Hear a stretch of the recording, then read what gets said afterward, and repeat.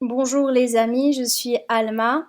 Aujourd'hui, je vais vous parler d'une rencontre et d'une description du lien de flammes jumelles par Michel de Montaigne au sujet d'Étienne de la Boétie. Je suis Alma, je suis flamme jumelle et c'est un honneur pour moi de vous parler de mon très grand maître, Michel de Montaigne. Alors, Michel de Montaigne est pour moi le plus grand auteur de la langue française. Il aborde absolument tous les sujets dans les essais. C'est un homme qui a cherché en lui l'humanité et l'homme universel. C'est absolument sublime. Pour moi, s'il ne fallait qu'un seul livre, ce serait les essais. Et bien sûr, Le Petit Prince, que je mettrais dans une autre catégorie, histoire de pouvoir garder les deux. Alors d'abord, je vais faire quelques remarques préalables. Je trouve cette idée. Alors, Socrate et Platon sont flammes jumelles. J'en ai eu l'intuition et la confirmation hier. D'ailleurs, je ne comprends pas que je ne l'ai pas eu avant, parce que Socrate et Platon ne parlent que de l'âme et fonctionnent ensemble. Jamais on n'a de désaccord entre la pensée de Socrate et celle de Platon, contrairement à ce qu'on a entre la pensée d'Aristote et celle de Platon. Alors maintenant, je vais vous montrer la beauté de cette phrase. Regardez. En fait, cette phrase, elle est binaire, c'est-à-dire qu'elle fonctionne en deux temps. Regardez. L'amitié est jouie à mesure que, et ensuite, quand la jouissance, etc. Elle fonctionne en deux temps. Mais à l'intérieur de ces deux temps, on a trois temps. Ne s'élève, se nourrit, ni ne prend accroissance. Et à l'intérieur de la seconde partie, on a deux temps. Quand la jouissance comme étant spirituelle, et l'âme s'affinant par l'usage. Autrement dit, on a un effet de miroir et on a aussi un effet de duo, en tout cas, peut-être pas de miroir, mais un effet de duo. À l'intérieur, on a un rythme ternaire comme une trinité, et à l'intérieur du second morceau de la phrase, on a encore un effet de duo. C'est très très beau, c'est très puissant, c'est très très beau. Alors, l'intervention de Marie de Gournay est essentielle parce que regardez, la partie en marron, c'est ce qu'elle a ajouté. Et là, vous pouvez lire « N'étant qu'une âme en deux corps, selon la très propre définition d'Aristote ». Et Montaigne qualifie cela de divine liaison. Alors, si vous voulez lire ce texte, j'ai simplement surligné la partie importante et rendu cette partie à Marie de Gournay, car sans elle, nous ne l'aurions pas. Il dit qu'il y a différentes formes d'amour, mais lui, il est en train de parler de la version très noble. Et donc, on ne peut ni se prêter ni donner parce qu'on est la même âme dans deux corps. Donc, ça n'a aucun sens de dire qu'on se prête ou qu'on se donne. Maintenant, je vais passer à la lecture du texte. Je vais lire maintenant le texte. Donc, Essai, chapitre 28 du livre 1. Sur l'image, vous voyez toutes les annotations de Montaigne à son manuscrit, et ces annotations sont les choses qui apparaissent en marron.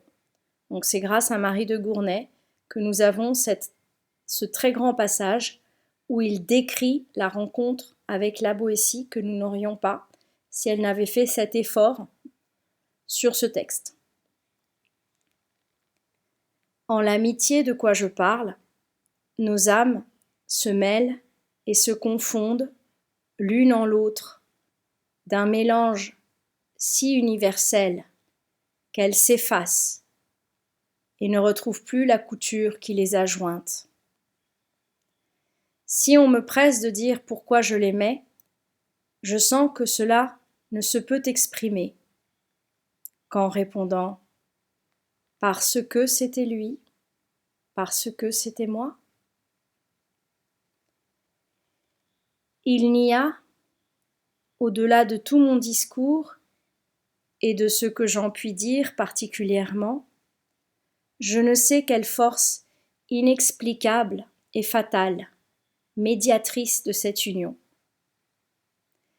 Nous nous cherchions avant que de nous être vus, et par des rapports que nous oyons l'un de l'autre, qui faisaient en notre affection plus d'efforts que ne porte la raison des rapports, je crois, par quelque ordonnance du ciel. Nous nous embrassions par nos noms, et à notre première rencontre, qui fut, par un hasard, en une grande fête et compagnie de ville, nous nous trouvâmes si pris, si connus, si obligés entre nous, que rien dès lors ne nous fut si proche que l'un à l'autre. Il écrivit une satire latine excellente qui est publiée, par laquelle il s'excuse et explique la précipitation de notre intelligence si promptement parvenue à sa perfection. Ayant si peu à durer et ayant si tard commencé, car nous étions tous deux hommes faits, et lui plus de quelques années, elle n'avait point à perdre du temps et à se régler au patron des amitiés molles et régulières, auxquelles il faut tant de précautions, de longues et préalables conversations. Celle-ci n'a point d'autre idée qu'elle-même, et ne peut se rapporter qu'à soi. C'est, je ne sais quelle quintessence de tout ce mélange, qui ayant saisi toute ma volonté, l'amena à se plonger et se perdre dans la sienne, qui ayant saisi toute sa volonté, l'amena à se plonger et se perdre dans la mienne, d'une fin, d'une concurrence pareille. Je dis perdre, à la vérité, ne nous réservant rien qui ne fût propre, ni qui fût sien ou mien. Nos âmes ont charrié si uniment ensemble, elles se sont considérées d'une si ardente affection, et de pareille affection découverte jusqu'au fin fond des entrailles l'une de l'autre, que non seulement je connaissais la sienne comme la mienne, mais je me fus certainement plus volontiers fié à lui, de moi, qu'à moi. Car à la vérité, si je compare toute ma vie aux 4 années qu'il m'a été donné de jouir de la douce compagnie et société de ce personnage, ce n'est que fumée, ce n'est qu'une nuit obscure et ennuyeuse. Depuis le jour que je le perdis, je ne fais que traîner languissant, et les plaisirs qui s'offrent à moi, au lieu de me consoler, me redoublent le regret de sa perte. Nous étions à moitié de tout. Il me semble que je lui dérobe sa part. J'étais déjà si fait et accoutumé à être deuxième partout, qu'il me semble n'être plus qu'à demi. Voilà. Alors d'abord, nous allons nous attacher à simplement regarder les mots employés. Nos âmes, mélange si universel qu'elles s'effacent et ne retrouvent plus la couture qui les a jointes. Parce que c'était lui, parce que c'était moi. Quelle force inexplicable et fatale, donc quelque chose qui dépasse l'entendement, et fatal ici ne signifie absolument pas quelque chose de négatif, mais c'est le mot fatum, c'est-à-dire la destinée, le destin. Ensuite, je crois, il aurait pu dire je pense, mais il a dit je crois, donc ce qui relève de la foi, ordonnance du ciel. Par hasard, donc le Dieu fameux, le Dieu hasard qui rassemble tout le monde de manière très opportune et magique, et aussi qui produit une réponse à chaque question. Rien dès lors ne nous fût si proche que l'un à l'autre. Celle-ci n'a point d'autre idée qu'elle-même et ne peut se rapporter qu'à soi. Ici, il dit que cette amitié, c'est la fin en soi. Autrement dit, on n'est pas amis parce que la personne va nous aider, parce que la personne va nous écouter. Non. Cette amitié n'a pas d'autre fin qu'elle-même. Voilà. Ensuite, on a le mot quintessence. Quintessence de tout ce mélange. Donc l'essence suprême, l'essence dans toute sa pureté, la quintessence. Ayant saisi toute ma volonté, l'amena à se plonger et se perdre dans la sienne, qui, ayant saisi toute sa volonté, l'amena à se plonger et se perdre dans la mienne, d'une fin, d'une concurrence pareille. Avec le mot pareil qui peut se rapporter à fin et à concurrence, mais il n'y a pas de S. Mais quand on l'entend, on ne s'en rend pas compte.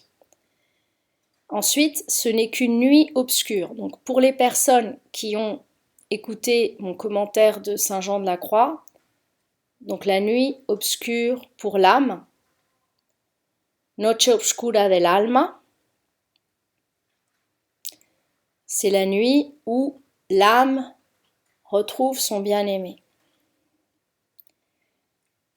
où l'âme reprend sa souveraineté sur le mental. Nous étions à moitié de tout, il me semble n'être plus qu'à demi. Voilà pour l'analyse des mots. Maintenant, nous allons analyser les phrases en miroir ou les phrases binaires, c'est-à-dire les phrases qui fonctionnent en deux temps. Bon, parce que c'était lui, parce que c'était moi. Alors déjà, vous allez voir qu'ici, c'est 6 et 6. Parce que c'était lui, 6 syllabes. Parce que c'était moi, 6 syllabes. Et on appelle ça un alexandrin. Donc, un vers de 12 syllabes.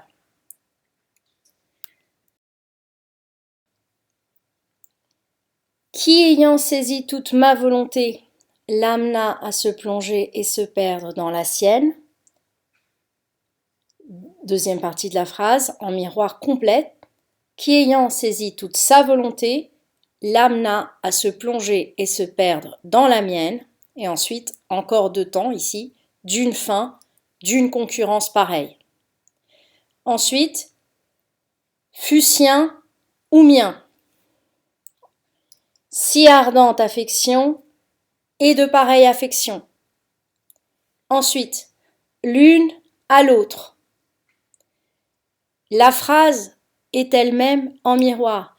Non seulement, mais.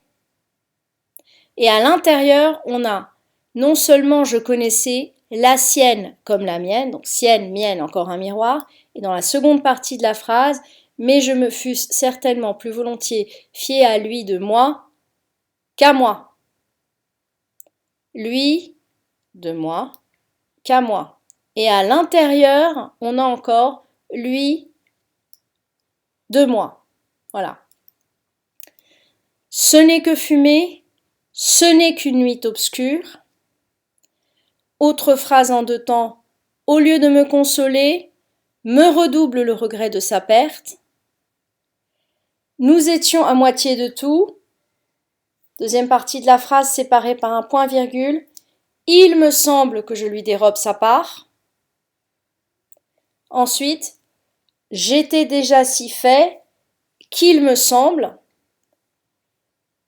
Et à l'intérieur de la première partie de la phrase, j'étais déjà si fait et accoutumé. Encore deux verbes.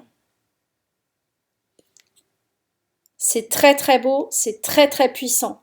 Hein, la rythmique est très puissante. Alors maintenant, nous allons voir qu'il y a aussi des phrases ternaires. Donc vraiment comme si on était dans une trinité. Regardez. Si pris, si connu, si obligé entre nous.